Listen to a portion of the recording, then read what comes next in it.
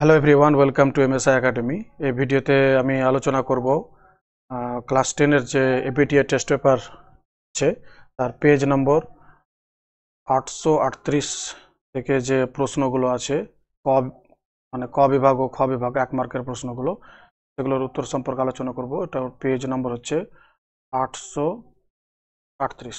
ওকে, তো শুরু করা যাক। 1 নিচের কোনটি সাইন্যাপসের সঙ্গে জড়িত নয়? কোষদেহ, নগ্ন স্নায়ু প্রান্ত, ডেনড্রাইট ও মায়েলিন আবরণ। আচ্ছা, এটার উত্তর হবে নগ্ন স্নায়ু প্রান্ত। নগ্ন স্নায়ু প্রান্ত বলা হয় ফ্রি নার্ভ এন্ড, মানে যেগুলো আমি একটু দেখিয়ে দিচ্ছি। আমরা সাধারণত জানি যে সাইন্যাপস হলো একটি নিউরনের শেষ। সিম্পল ভাবে আঁকছি, এগুলো হলো কোষদেহ, এগুলো হলো ডেনড্রন, একটা অ্যাক্সন আছে, আবার কোষদেহ শুরু হবে, ডেনড্রন, আবার কোষদেহ। এই যে একটা অ্যাকশনের শেষ প্রান্ত, অপর নিউরনের শুরু, এই ফাঁকা স্থানটাকে বলা হয় সাইন্যাপস।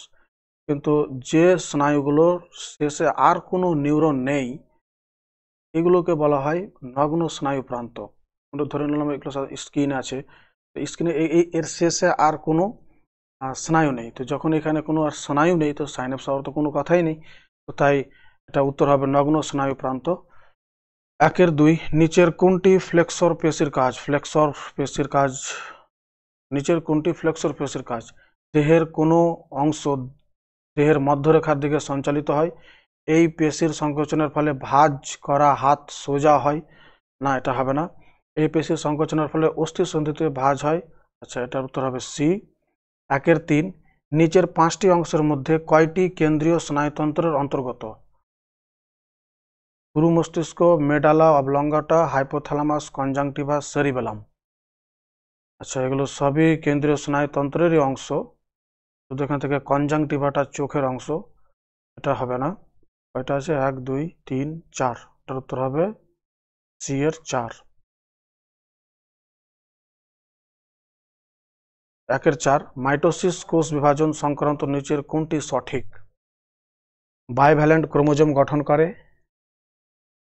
সেন্ট্রোমিয়ারের বিভাজন হয় না, জীবের পরিস্ফুরণে সাহায্য করে, জীবের বিবর্তনে অংশগ্রহণ করে। মাইটোসিস কোষ বিভাজন নিচের সংক্রান্ত কোনটি সঠিক? বাইভ্যালেন্ট ক্রোমোজোম গঠন করে, এগুলো হবে না। এটার উত্তর হবে জীবের পরিস্ফুরণে সাহায্য করে, উত্তর হবে সি। 5 অযৌন জনন পদ্ধতির ক্ষেত্রে নিচের কোন জোটটি সঠিক? অযৌন জনন পদ্ধতির ক্ষেত্রে নিচের কোন জোটটি সঠিক? Sporulation yeast, sporogony plasmodium, conidia, chlamydomonas, পুনরুৎপাদন পেনিসিলিয়াম। এটা হবে স্পোরুলেশন ইস্ট। 6 নিচের কোনটি সপুষ্পক উদ্ভিদের ভ্রূণস্থলীর অন্তর্গত নয়? নিচের কোনটি সপুষ্পক উদ্ভিদের ভ্রূণস্থলীর অন্তর্গত নয়? ভ্রূণস্থলী, এটা যদি ভ্রূণস্থলী হয়, তো ভ্রূণস্থলী প্রতিপাদক কোষ সমূহ, ঠিক আছে, একদিকে প্রতিপাদক কোষ সমূহ হবে। ভ্রূণ পোষক কলা হবে ভ্রূণস্থলীর বাইরে। তারপরে থাকে দুটো, একটা অন্তঃস্তক, বহিঃস্তক, ঠিক আছে, হয়ে গেল। তখন এটা হয়ে গেল ডিম্বক, সরি,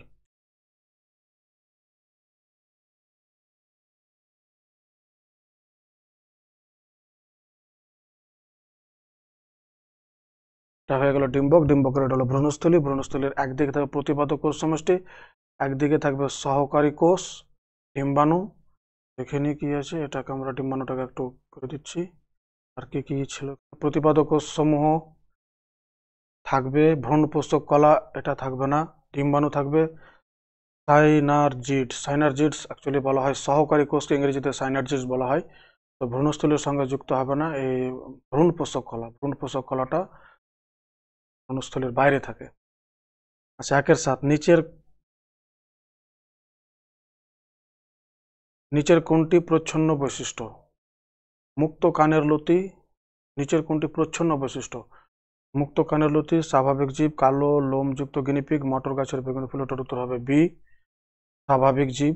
1-8, নিচের কোন দুটি জিনোটাইপ কালো বর্ণ ও দীর্ঘ লোম যুক্ত গিনিপিগের জিনোটাইপ প্রদর্শন করে? নিচের কোন দুটি জিনোটাইপ কালো বর্ণ ও দীর্ঘ লোম যুক্ত গিনিপিগের জিনোটাইপ নির্দেশ করে? তো কালো জন্য ক্যাপিটাল বি তো অবশ্যই হবে, এটা হবে না, এটা এটা এটা হবে, এটা হবে সবটাই capital B, capital S, small S, capital B, small B, capital S দুটো জিনোটাইপ কালো বর্ণ ও দীর্ঘ লোম যুক্ত গিনিপিগের জিনোটাইপ প্রদর্শন করছে। 1-9, মটর গাছের দ্বিসংকর জননে F2 জনুতে উৎপন্ন মটর গাছগুলির মধ্যে গোল আকৃতির হলুদ রঙের বীজযুক্ত মটর গাছ এবং গোল আকৃতির সবুজ রঙের বীজযুক্ত মটর গাছের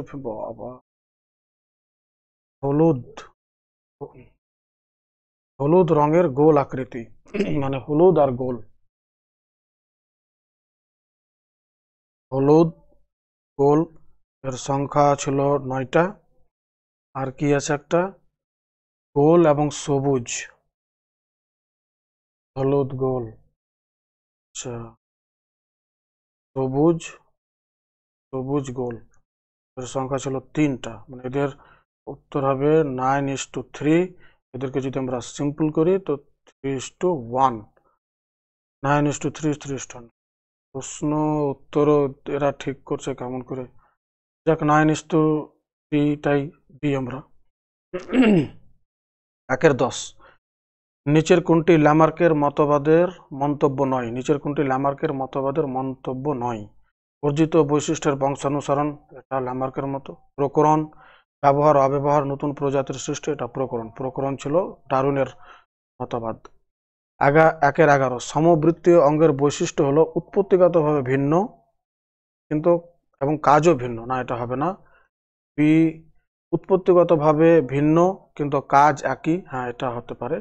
অপসারী বিবর্তনকে নির্দেশ করে, এটা হবে না। উৎপত্তিগতভাবে ও গঠনগতভাবে এক, এটা হবে না। তো এটার উত্তর হবে 1-11 উত্তর হবে অপশন বি, উৎপত্তিগতভাবে ভিন্ন কিন্তু কাজ একই। আচ্ছা 1-12, মিলার ও উরের পরীক্ষায় প্রাপ্ত অ্যামাইনো অ্যাসিডগুলির মধ্যে নিচের কোনটি সঠিক নয়?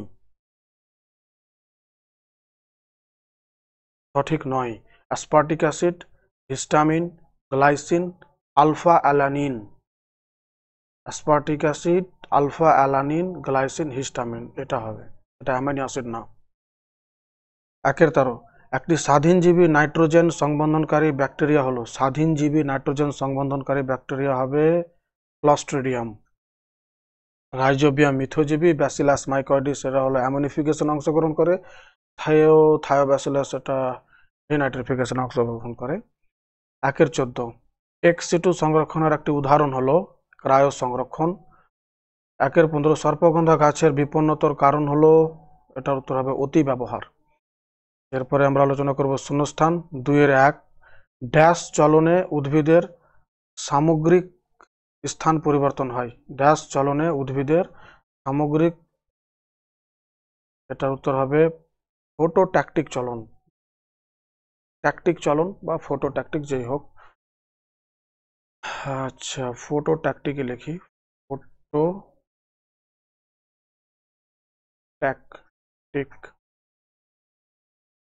চলন। 2-2, মাইক্রোটিবিউল নামক প্রোটিন নির্মিত নলাকার গঠন বিশেষ। 2-2 হবে টিউবিউলিন নামক প্রোটিন, মাইক্রোটিবিউল তৈরি হয় টিউবিউলিন নামক প্রোটিন দিয়ে তৈরি হয়। 2-3, উভলিঙ্গ ফুলের পুংকেশর কেটে স্ত্রী ফুল তৈরি করাকে বলা হয় ইমাসকুলেশন।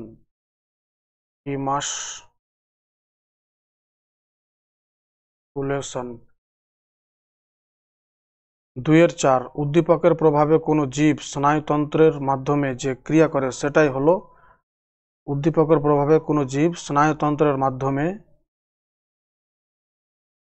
যে ক্রিয়া করে সেটা হলো, আমরা প্রতিবর্ত ক্রিয়াও বলতে পারি। সংবেদনশীলতা প্রতিবর্ত ক্রিয়া দিয়ে এটাই সব থেকে বেশি হলে প্রতিবর্ত ক্রিয়া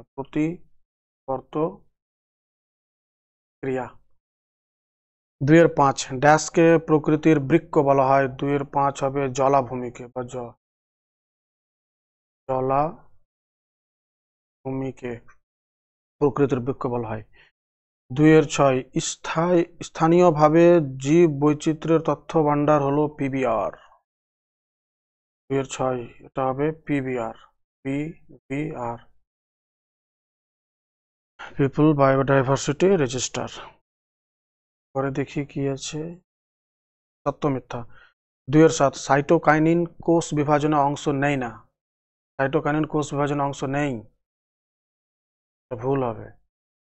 2-8 উদ্ভিদ কোষের মাইটোসিস বিভাজনে সাইটোপ্লাজমের মাইক্রোটিউবুল থেকে অ্যাস্ট্রাল রশ্মি ছাড়াই ব্যমতন্তু সৃষ্টি, এটা ঠিক হবে।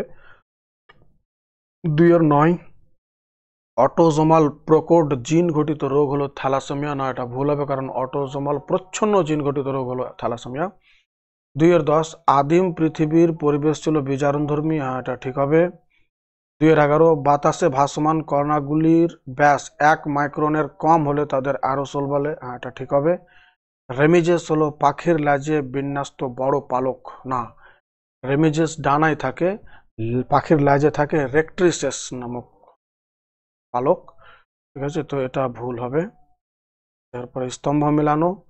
2-13 অ্যাকশন এখানে কি হবে, নিউরন হতে পারে। 13 স্টক ও সিয়ন জোড় কলম হবে। মানুষের লিঙ্গ নির্ধারণ Y chromosome. Lamarck philosophy geologic. Cryo সংরক্ষণ হবে জিন ব্যাংক। মেটাস্টাসিস এটা হবে কোষ চক্র। 18 এরপরে প্রশ্নগুলো কি আছে। 2-19 বি সদৃশ শব্দটি বেছে লেখো। FSH thyroid stimulating hormone, thyrotropin releasing hormone, luteinising hormone. এর উত্তর হবে থাইরোট্রপিন রিলিজিং হরমোন, কারণ বাকিগুলো পিটুইটারি থেকে ক্ষরিত হয়, এটা হাইপোথ্যালামাস থেকে ক্ষরিত হয়।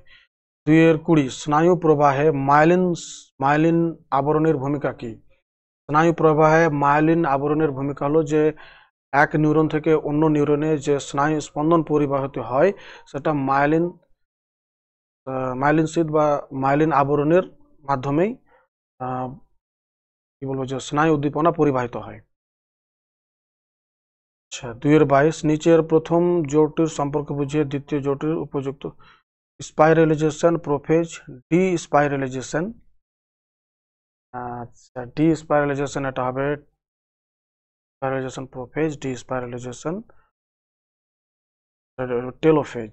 2-21 এটা হবে টেলোফেজ। 2-22 দুটি শঙ্কর লম্বা মটর গাছের মধ্যে নিষেক ঘটালে, দুটি শঙ্কর লম্বা মটর গাছের মধ্যে, শঙ্কর লম্বা মানে ক্যাপিটাল টি স্মল টি ঘটালে F1 জনুতে শঙ্কর লম্বা ও বেটে গাছের অনুপাত কত হবে। শঙ্কর লম্বা, দুটি শঙ্কর লম্বা মটর গাছের মধ্যে নিষেক ঘটালে শঙ্কর লম্বা ও বেটে গাছের অনুপাত কত হবে। শঙ্কর লম্বা ও বেটে গাছের অনুপাত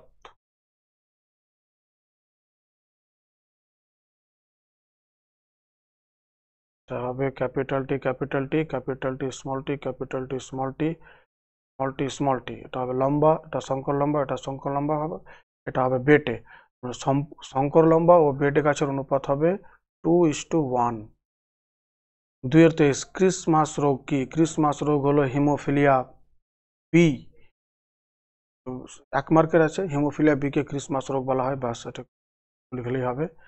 2-24 একটি প্রাণী জীবাশ্মের উদাহরণ দাও। Peripatus, platypus. 2-24 পেরিপেটাস একটি প্রাণী জীবাশ্মের উদাহরণ, এটাকে জীবন্ত জীবাশ্ম বলা হয়, জীবাশ্ম তো হলো। আর্কিওপটেরিক্স হবে। 2-25 নিচের চারটির মধ্যে একটি। আচ্ছা কলেরা কৃষি ক্ষেত্রে রাসায়নিক সার ব্যবহার জল দূষণ, শহরের তরল বর্জ্য। তরল বর্জ্য কৃষিক্ষেত্রে এটা জড়িত হবে জল দূষণের সঙ্গে। এবার ২০২৬ ম্যাব এর পুরো নাম কি? ম্যাব,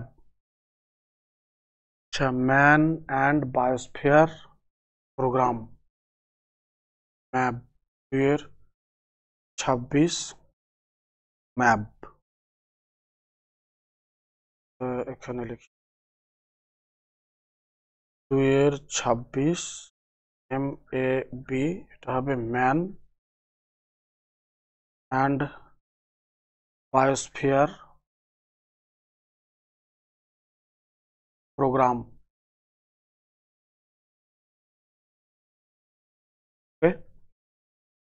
তো এগুলো হলো পেজ নম্বর 838 থেকে 140 পর্যন্ত যে 1 মার্কের প্রশ্নগুলো ছিল তার উত্তর সম্পর্কে আলোচনা করলাম।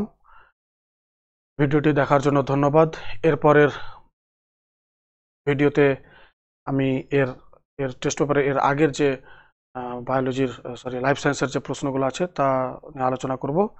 ঠিক আছে, তো ভিডিওটি দেখার জন্য ধন্যবাদ। দেখা হবে আবার পরের ভিডিওতে।